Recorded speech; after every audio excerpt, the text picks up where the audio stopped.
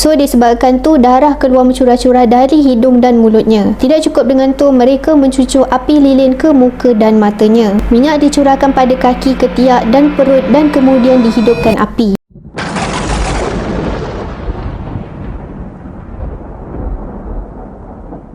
Assalamualaikum, hi and welcome back to my channel. So, untuk video hari ni aku nak share dengan korang tentang kisah gadis yang diseksa selama 44 hari dengan kejam sebelum menemui ajalnya. So, tanpa melengahkan masa, let's move to the video.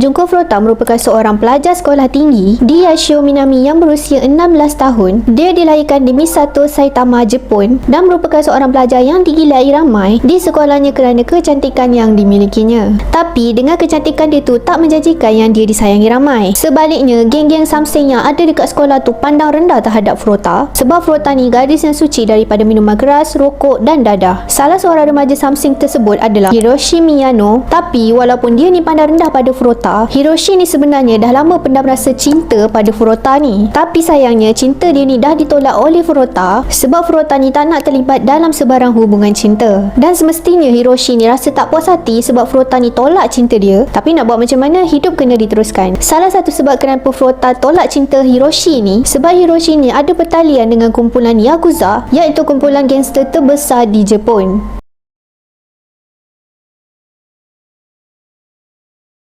Pada 22 November 1988, bermula detik hitam dalam diari hidup Furuta. Waktu tu dia dalam perjalanan nak ke tempat kerja lepas tamat sesi persekolahan, tapi belum sempat sampai ke lokasi yang dia tuju, dia dah diculik oleh 4 orang remaja samseng. Dia kemudiannya dilarikan di Ayase yang terletak di wilayah Misato dan Adachi di Tokyo. Jarak dari Misato, iaitu tempat tinggal Furuta, ke Ayase ni kira-kira ambil masa dalam 1 jam.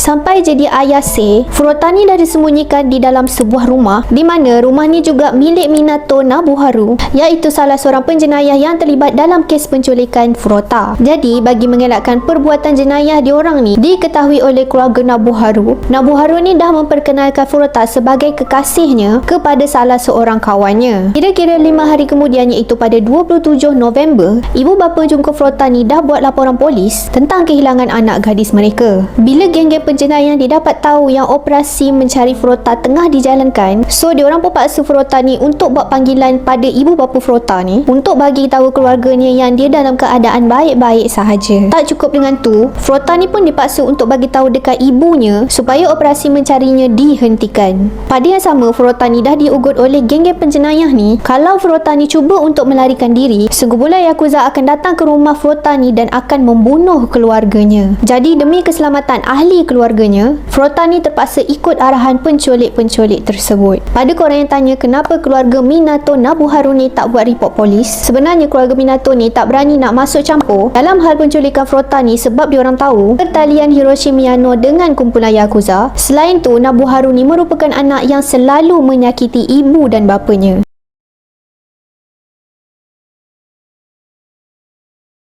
Sepanjang berada dalam tahanan, Furuta telah diseksa dan diperkosa dengan sangat kejam dan brutal. Antara seksaan-seksaan yang diterima oleh Furuta adalah pada hari pertama hingga hari ke-10, mangsa diculik dan diperkosa lebih daripada 400 kali oleh 4 orang geng tersebut. Kebuluran dan kekurangan nutrisi, lipas dan air kencing sendiri adalah makanan dan minumannya, dipaksa melakukan onani, dipaksa berbogel di hadapan para penculik, dibakar dengan pemetik api, dubur dan kemaluannya dimaksudkan objek asing. Pada hari ke-11 hingga hari ke-19, dibukul berulang-ulang kali secara bergila-gila, mukanya diletakkan di lantai konkrit dan para penculik melompat di atas kepalanya. Tangan diikat ke shilling dan badannya dijadikan beg penumbuk, iaitu punching bag. Darah memenuhi hidung dan hanya boleh bernafas melalui mulut. Alat pengangkat berat dijatuhkan ke atas perutnya. Muntah ketika minum air, dicucur rokok di lengan kerana cuba melarikan diri, cecair mudah terbakar dicurahkan ke atas kakinya lalu dibakar.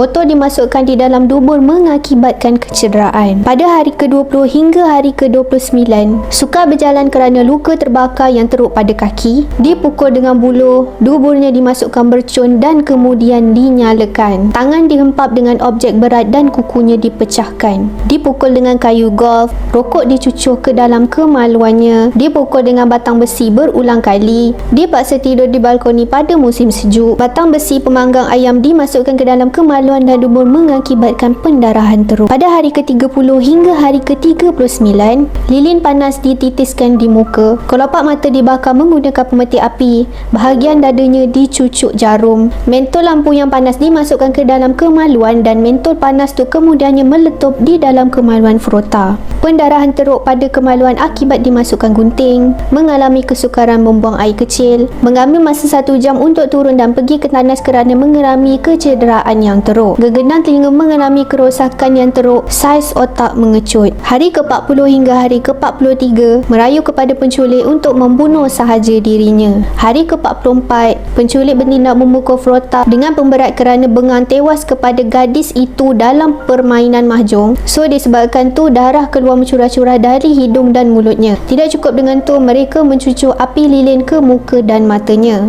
Minyak dicurahkan pada kaki, ketiak dan perut dan kemudian dihidupkan api. Penyiksaan terakhir ini dilakukan selama 2 jam. Keesokannya, dia menghembuskan nafas terakhir seorang diri dalam keadaan yang nazak. Jadi disebabkan Frota ni teruk diseksa sehingga mati, 4 orang penjeraya ni kemudian takut dengan perbuatan diorang. Diorang pun membungkus mayat Frota dalam selimut dan menyumbatnya ke dalam sebuah beg pakaian. Tak cukup dengan tu, diorang letakkan mayat Frota dalam tong berisi padu 55 galen dan mengisi tong tersebut dengan konkrit basah. Sekitar jam 8 malam, tong tersebut dimuatkan dan dilupuskan ke dalam trak simen di Koto, Tokyo. Sepandai-pandai tupai melompat akhirnya jatuh ke tanah jua. 4 penjeraya tersebut akhirnya dapat ditangkap, tapi mahkamah dah buat keputusan supaya nama kesemua pelaku tidak didedahkan sebab diorang dikategorikan sebagai pesalah juvana. Bagaimanapun, para wartawan daripada majalah Shukan Bunshun menyiarkan nama pesalah ni di majalah mereka sebab bagi mereka setelah apa yang dilakukan pada mendiang Junko Frota, sesiapa pun tak ada hak untuk menegakkan apa-apa hak asasi manusia terhadap mereka sebab apa yang telah dilakukan keempat-empat remaja ni disifatkan terlalu kejam dan zalim. Difahamkan pada ketika itu mereka dijatuhkan hukuman jara 8 tahun bagi ketiga daripada mereka, manakala ketua kepada pembunuhan dijatuhi hukuman penjara selama 17 tahun, tapi dibuat rayuan supaya hukuman tu diringankan. Hakim sebaliknya menaikkan tempoh penjara daripada 17 tahun kepada 20 tahun. So, apa pendapat korang dengan cerita aku untuk hari ni? Kes pembunuhan Junko Frota ni memang